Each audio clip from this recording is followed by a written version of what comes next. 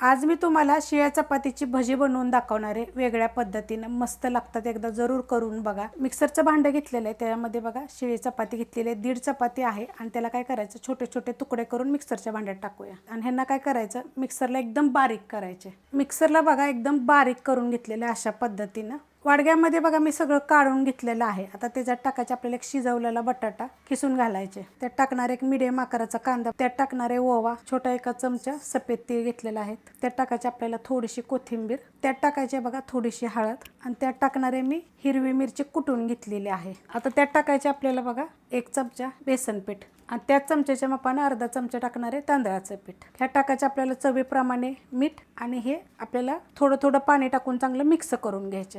मस्त बघा असं मिक्स झालेलं आहे। तेल बघा गरम करायला ठेवलंय, आता आपण सोडून घेऊया। तर सोडायचे कसे माहिती आहे का, बघा अशा पद्धतीने गॅस आहे मीडियम, सोडून घेतल्यात बघा, गॅस आहे मीडियम आणि आता आपण हलवून घेऊया। ते पहिले टाकलेले बघा तेल गरम असल्यावर असे लाल होतात, मस्त बघा असे फ्राय केलेले आहेत, एकदम कडक कुरकुरे झालेले आणि चांगला गोल्डन कलर आलेला आहे।